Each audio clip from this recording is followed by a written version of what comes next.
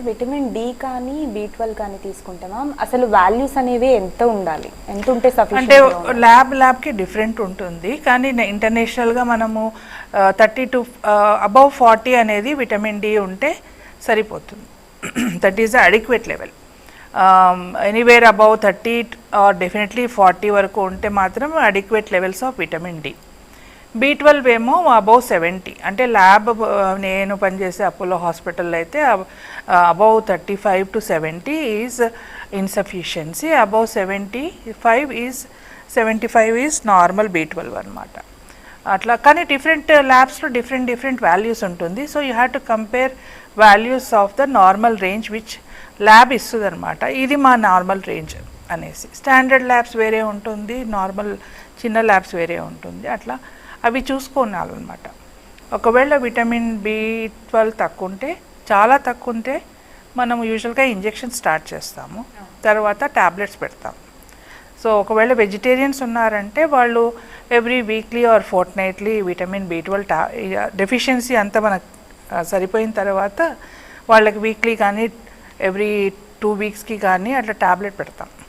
And లేకపోతే వాళ్ళకి 3 monthsకి ఒకసారి ఇంజెక్షన్స్ తీసుకోమని చెప్తాం. ఒకవేళ బి12 ప్రొడ్యూస్ కావడం లేదు, వాళ్ళకి ఏమైనా పేగులతో ఉందంటే మాత్రము డెఫినెట్గా వాళ్ళకి ఎవ్రీ 3 monthsకి ఇంజెక్షన్స్ ఇస్తాం. 1500 micrograms ఆఫ్ బి12 ఇస్తాం.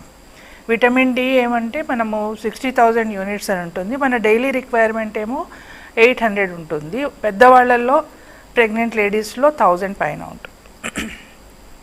అండ్ పాలిచ్చే ఆడవాళ్ళల్లో కూడా వాళ్ళ రిక్వైర్మెంట్స్ ఎక్కువ ఉంటుంది. స్పెషల్ పాపులేషన్ ఏంటంటే విటమిన్ డి ప్రెగ్నెంట్, లాక్టేషన్ అంటే పాలిచ్చే తల్లులు, తర్వాత పెద్దవాళ్ళు, వీళ్ళల్లో రిక్వైర్మెంట్ ఎక్కువ ఉంటుంది. సో వీళ్ళకి తగ్గినట్టు మనము ఎక్కువ ఇవ్వాల్సి వస్తుంది. బట్ 1000 ఇంటర్నేషనల్ యూనిట్స్ మనం డైలీ తీసుకుంటే విటమిన్ డి మనకు బాగుంటుంది.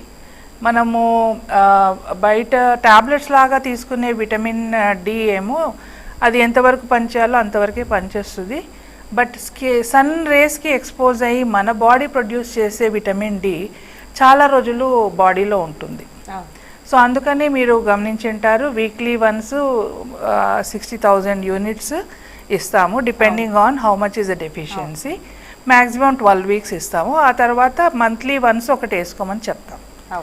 ఒకవేళ మధ్యన ఉందనుకోండి 8 వీక్స్ ఇవ్వచ్చు, 6 వీక్స్ ఇవ్వచ్చు.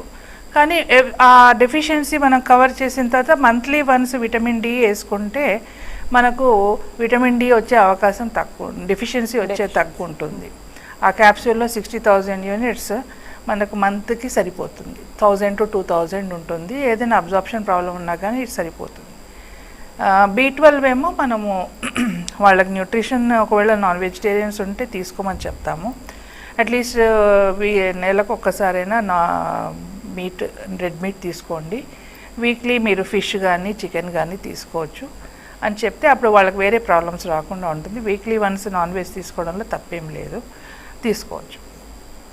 ఇంకా ఇది పేషెంట్స్కి ఎవరికైతే ఏదైనా ప్రాబ్లమ్స్ ఉన్నాయనుకోండి, లైక్ ఆస్టియోపోరోసిస్ అట్లాంటి వాళ్ళకి మనం కాల్షియం కూడా ఇస్తాం విటమిన్ డితో పాటు. ఎందుకంటే కాల్షియం బాగా అబ్జార్బ్ అవుతుంది విటమిన్ డి ప్రజెంట్ ఉన్నప్పుడు. అప్పుడు బోన్ మినరలైజేషన్ అనేది చాలా బాగుంటుంది. సో పుట్టిన పిల్లలకు కూడా మనము ఎండలో పెడతాం. మన పాత మన ఇండియన్ ట్రెడిషన్ ఏంటంటే చిన్నపిల్లలకి ఆయిల్ బాత్ ఇస్తాము, అది fat soluble vitamin. So naturally fat soluble vitamin కాబట్టి మనకు అది ఆయిల్ రుద్దిన తర్వాత బేబీకి ఆయిల్ బాత్ ఇచ్చే ముందు ఎండకు ఎక్స్పోజ్ చేస్తాం. అది సూర్యకిరణాలు మనకు చాలా వరకు 10 to 2 o'clock మధ్యన వచ్చే సూర్యకిరణాల్లో మనకు విటమిన్ డి తయారు చేసే రేస్ ఉంటాయి అన్నమాట, యూవీబీ రేస్. ఆ టైంలో ఎక్కువ ఉంటాయి. అంటే మిగతా టైంలో కూడా any sun exposure is good for vitamin D. But 10 to 2 మధ్యన వచ్చే సూర్యకిరణాలు మనము అట్లీస్ట్ ఒక 15 to 20 minutes ఎక్స్పోజర్ ఉంటే, అంటే మన బాడీ ఎక్స్పోజ్ ఉండాలి. మనము ఉత్త వేళ్ళు కనిపిస్తే మనకు అంత అడిక్వేట్ ఉండదు. అట్లీస్ట్ హాఫ్ స్లీవ్స్ డ్రెస్ వేసుకొని చేతులు అట్లా ఉండి ఫేస్ నెక్ ఎక్స్పోజర్ ఉంటే అప్పుడు at least some vitamin D produce అవుతుంది. బాడీలో ప్రొడ్యూస్ అయ్యే విటమిన్ డి చాలా రోజులు ఉంటుంది, దాని పని తను చేసుకుంటుంది. ఆర్టిఫిషియల్గా మనం తీసుకునేది దాని లాంజివిటీ తక్కువ ఉంటుంది. ఓకే.